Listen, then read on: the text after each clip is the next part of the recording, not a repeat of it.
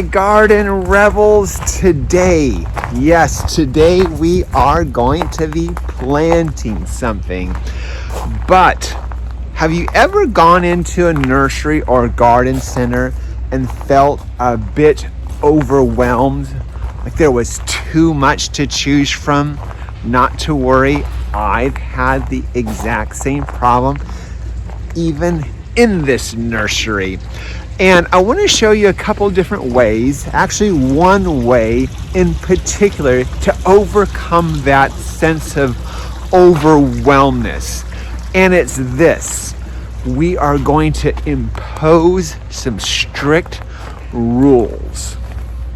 Now, by rules, I mean creative rules, meaning we're going to, on this particular case, we're going to limit ourselves to a few colors and a few plants and one shape.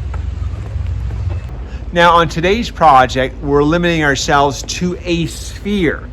It could be any container, of course, and it usually starts out. We have a container, a size of basket, whether it's a cone or a basket itself. This one I'm going to start with because it's a sphere. It has an actual top on it, and it's going to kind of limit a bit on the types of plants that we choose. Not much, but let's just start there. So the first limitation, of course, is space. We're going to fit that all in there. By the way, when we shop for plants, oftentimes we'll set plants in there so we can get an idea how full it gets, but it can be also a little bit deceiving. So oftentimes what I'll do is on the wagon figure out how much space is going to take and then fill that equal amount with plants.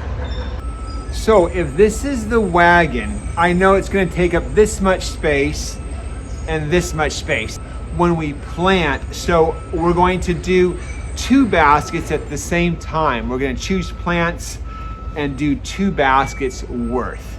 So roughly I'm going to need this amount of square space and this amount of square space as well. The other rule we're going to use is we're going to use very specific colors, and not color, but more foliage color. Because by the way, planting in the summertime gives us an amazing array of choices of plants that you won't see during the springtime. So we're going to stay with this red-violet, kind of burgundy, and a split complementary, greens and yellows. Stick with those foliage colors. Actually, we might even do 2 foliage colors, and then maybe just do white as a tiny bit of accent. So we're going to impose these rules on ourselves, believe it or not, to make it easier to bring this huge selection down to much more narrow and focused. So now comes the fun part. We know that we have a space limitation, and we know that we're just going to use 3 different colors: a burgundy, a green, and possibly a yellow with maybe a touch of white. So we know those colors. The easiest part, the most fun part, is just going to those color sections and picking out the focal point.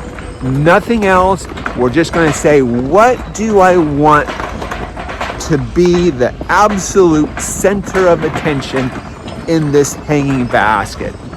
Let's just browse around, see what catches our eye. So I'm in the burgundy section right now, so I'm just looking over plants particularly that might work as a centerpiece. Something that might move me, might I think, hey, this is what I want. You know, it could be something like this canna. Great foliage, great coloring, stays within my color scheme. It could be something like this phormium right here, something like this. Now, we're not looking at any technical information, by the way. In containers, we're going to mute all of that. It's really just finding things that attract your eye.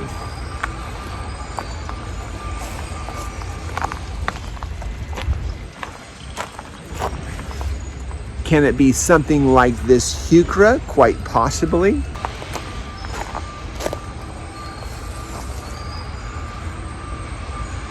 Something like this salvia? Very possible. It doesn't necessarily, by the way, have to be blooming. It can be very humble. It can be very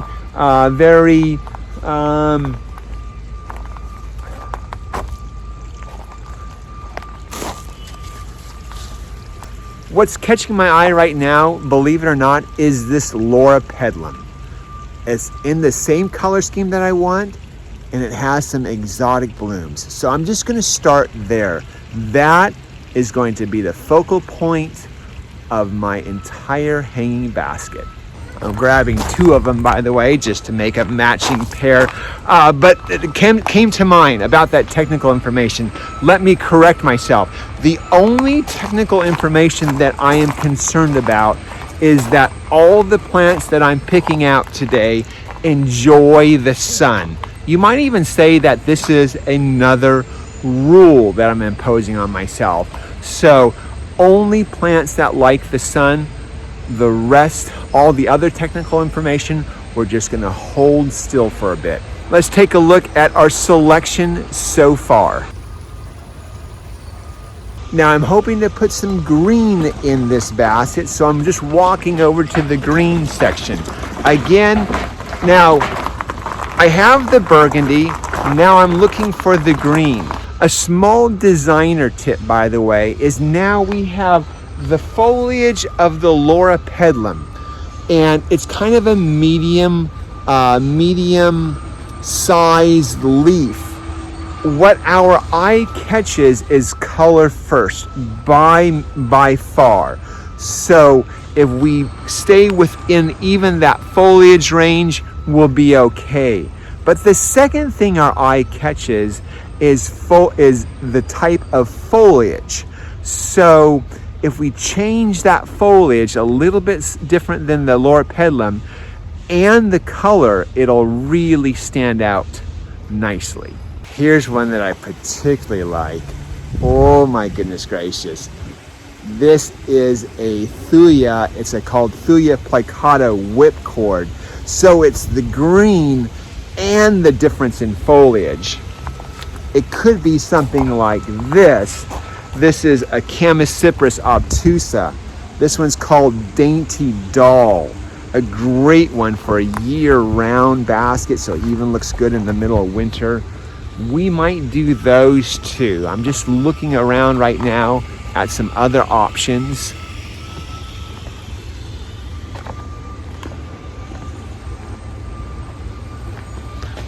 It could be this Cotoneaster, Tom Thumb as well. Just a miniature foliage, nice and bushy.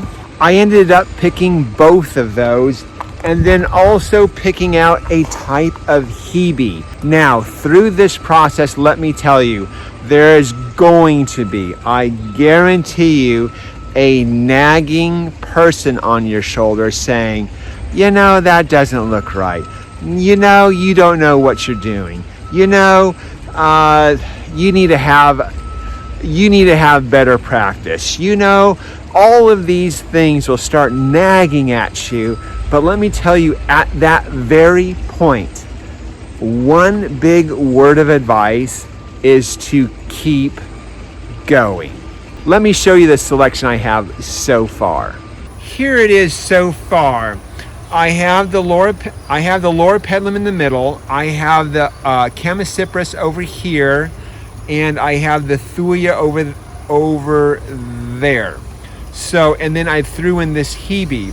Now, normally I wouldn't have done 3 different ones. I could have done 3 of the exact same and kept it simple. So I've picked out this. I picked out these plants. I do have reservations, and I'm just going to keep pushing through with it just to see what might happen. Also, I think there might need a spot of color, and since I had that pink bloom, I wanted to change it instead of a white to a little more of a light pink to give it that extra pop. I'm gonna try both colors just to see what might happen. I think I might have found it. Not sure, it's very upright, but it might just be the ticket.